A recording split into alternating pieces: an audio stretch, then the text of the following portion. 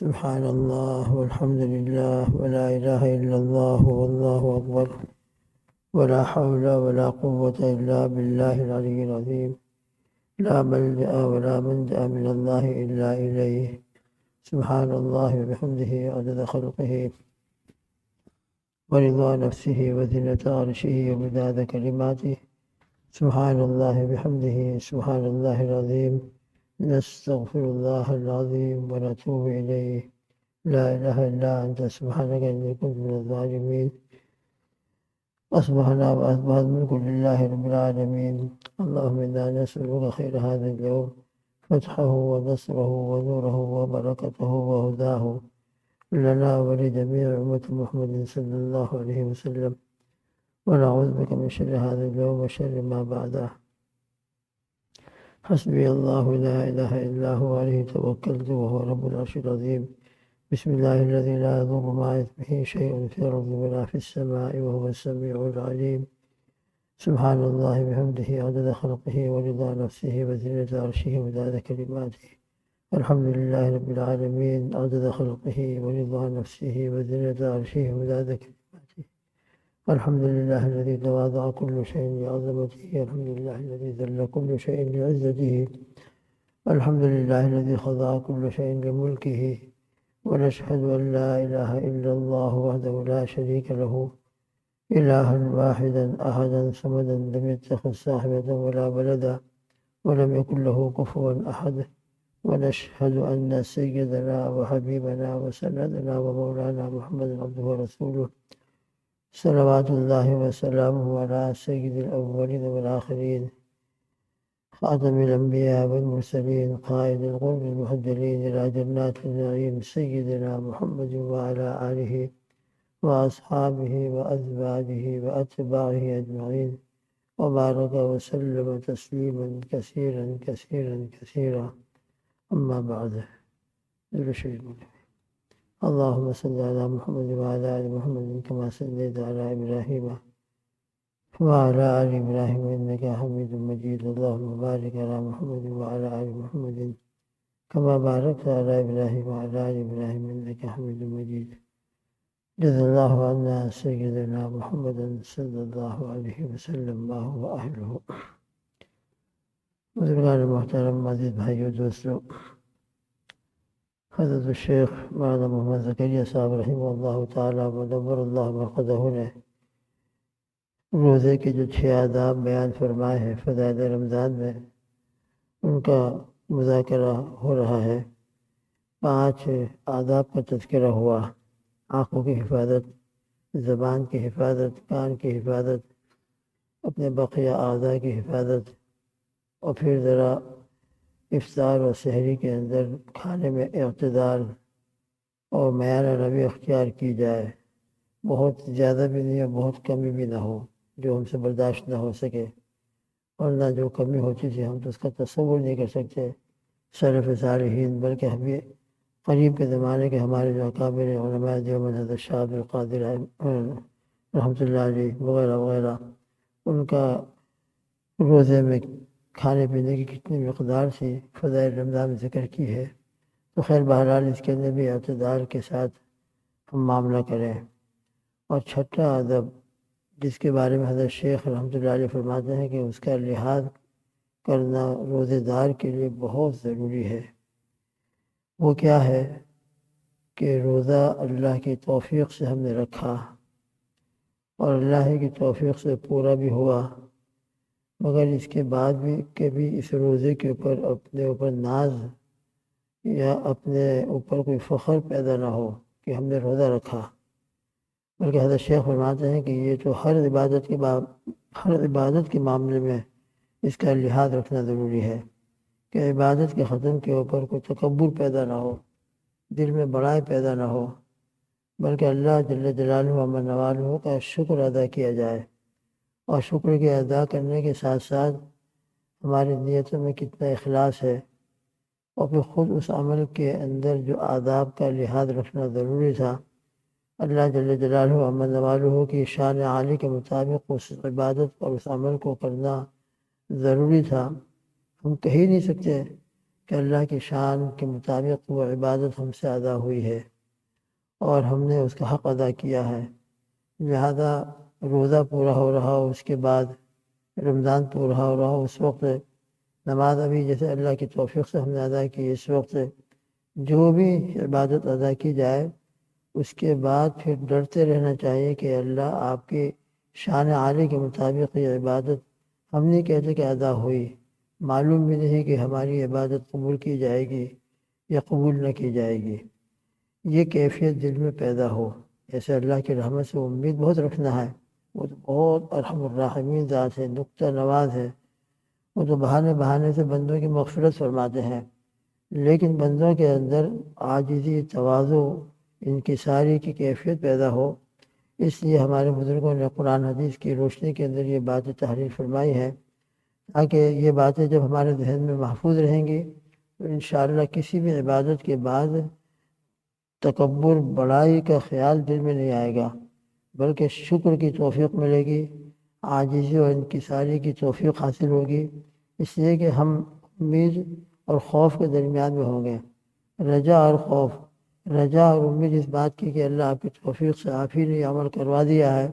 باقی ہماری کیا طاقت تھی، کیا ہماری حیثیت تھی، آپ کا بہت بڑا کرم، آپ کا بہت بڑا فضل اور آپ کی توفیق سے یہ عمل ہوا ہے، لہذا آپ کی رحمت سے امید ہے کہ آپ اسے قبول فرما کر کسی بہانے سے بھی ہماری مغفرت کا فیصلہ فرما دیں گے۔ لیکن خوف اس بات کا بھی ہے کہ اللہ آپ کی بارگاہ عالی میں پیش کرنے کے قابل ہم نہیں کہہ سکتے کہ یہ عبادت ہوئی ہے، اس لیے کہ اس کے اندر کیا کیا کوتاہیاں ہیں اور اس کے اندر کیا کیا کمی ہے وہ تو آپ ہی جانتے ہیں، لہذا یہ امید اور خوف کے درمیان میں کیفیت رہے تو یہ اصل ہر عبادت کے آخر کے اندر ہونا چاہیے۔ اور لہذا شیخ نے اس کے بارے میں حدیث کی روشنی کے اندر جو واقعات آتے ہیں، 3 شخصوں کے اس کا پورا تفصیلی تذکرہ فرمایا ہے کہ اتنے بڑے بڑے عمل ہوئے مگر نیت کے اندر اخلاص نہیں تھا، دکھاوا اور شہرت تھی، دل کے اندر دنیا کی محبت کی بنیاد کے اوپر بس دنیا میں میرا نام ہو جائے، یہ مقصد تھا، تو بڑے بڑے عمل بیکار ہو جاتے ہیں۔ اور پھر 3 شخصوں کا واقعہ نقل کیا ہے، شہید کا، عالم کا اور سخی کا، جو مشہور واقعہ ہے۔ تو خیر بہرحال یہ چھٹا ادب روزہ ہی نہیں ہے بلکہ ہر عبادت کے آخر کے اندر اس کا لحاظ رکھنا ضروری ہے۔ یہی وجہ ہے کہ نبی کریم صلی اللہ تعالی وسلم جیسی شخصیت وہ تو اصل میں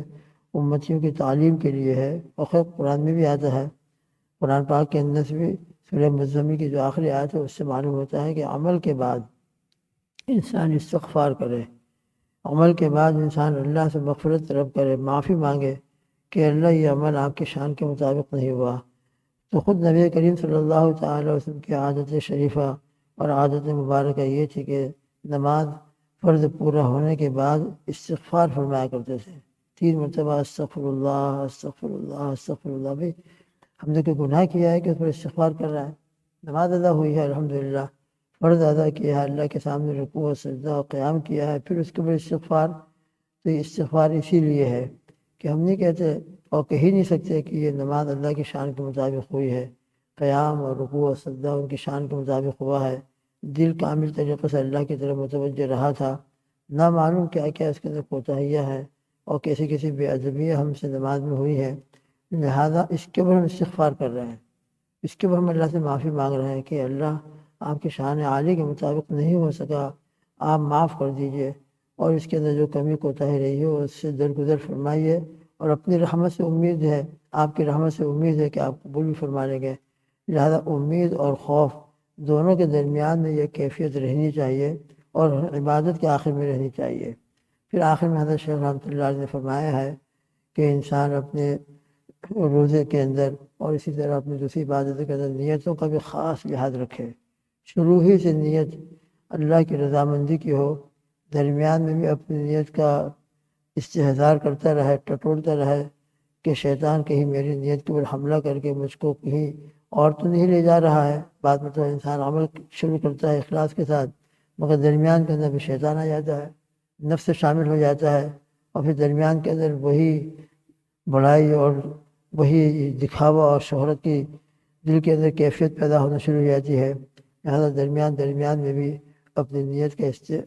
ٹٹولتا رہے اور آخر کے اندر بھی اللہ سے استغفار کرے کہ اللہ اس کے اندر جو کمی رہی، نیت کے اندر جو کوتاہی ہوئی، اس کو معاف کرنا۔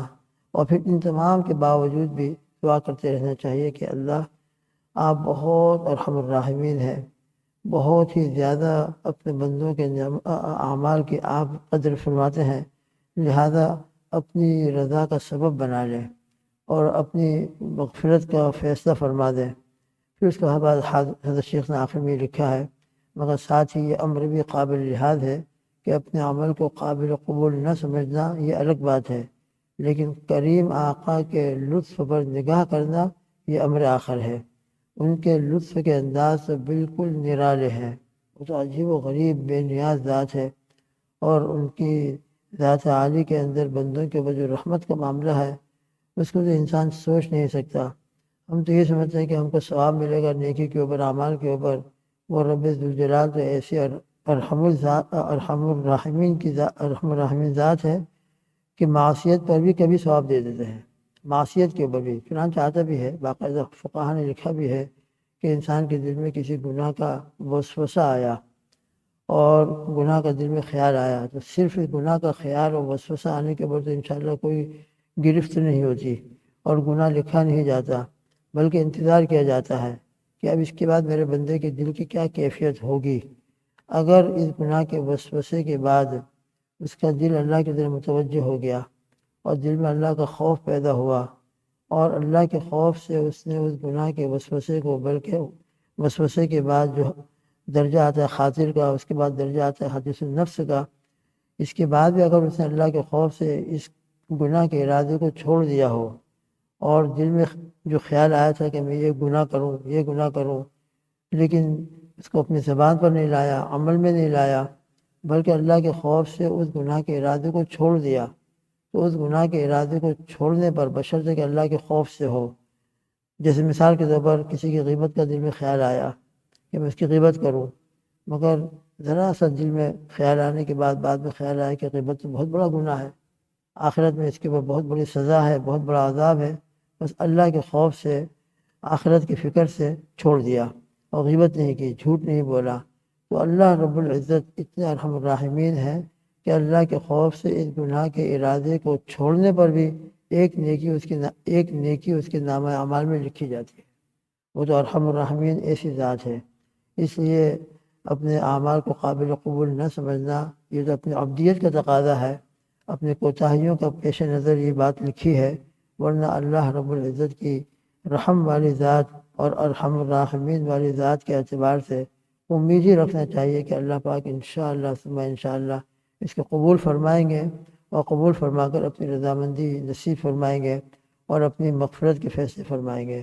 اللہ رب العزت ان 6 آداب کے اوپر ہم سب کو عمل کی توفیق عطا فرمائے، مجھ کو بھی اور آپ کو بھی اور پوری امت کو اس کی طرف توجہ نصیب فرمائے، تاکہ پھر ہمارا روزہ ہو جائے، اور روزے کا جو مقصد ہے لعلکم تتقون، وہ تقوی والی کیفیت اور تقوی والی صفت ہمارے اندر ہمیشہ کے لیے اللہ سبحانہ وتعالی محض اپنے فضل و کرم سے پیدا فرما دے۔ اللہ کہی سنی باتوں پر عمل اور اس میں اخلاص، اور ابھی بھی ہم اللہ سے یہ دعا کرتے ہیں کہ اللہ ہمارے بیٹھنے کے اندر بھی، ہمارے نمازوں کے اندر بھی جو کوتاہی ہے اور یقیناً کوتاہی ہے، اللہ اس کو معاف فرما دیجئے، اور اپنے فضل سے، اپنے رحمت سے معاف فرما کر اپنے ہی کرم سے اور اپنے ہی اسماء حسنہ کے صدقے میں ہماری ان ٹوٹی پھوٹی عبادتوں کو قبول فرما لے اور ہماری نجات کا اور مغفرت کا فیصلہ فرما دیجیے۔ اسی طرح ہمارے مرحوم والدین، اساتذہ، مشائخ، ہمارے جتنے ساتھی نمازی بھائی، ہماری بہنیں، اور جتنے مرحومات گزر چکے ہیں، اپنے قبروں میں جا چکے ہیں، اللہ جل جلالہ و من والو ان تمام کے اوپر رحمت کا معاملہ فرمائے، ان تمام کو اپنی جوار رحمت میں جگہ عطا فرما کر ان کو قبر کے عذاب سے محفوظ فرمائے، ان کو اپنے فضل و کرم سے اعلیٰ علیین میں مقام عطا فرمائے، اور ہمارے ہر عمل کا ثواب ہمارے مرحوم والدین کو، اساتذہ کو اور تمام مومنین مومنات کو پہنچاتے ہوئے اللہ تعالیٰ ان کے لیے بھی، ہمارے لیے بھی رحمت کا اور مغفرت کا فیصلہ فرمائے۔ اللہم آمین۔ سبحان اللہ بحمدہ، سبحانک اللہم وبحمدک، ونشہد ان لا الہ الا انت، نستغفرک ونتوب الیک، وصلی اللہ تعالیٰ علی خیر خلقہ محمد وعلی آلہ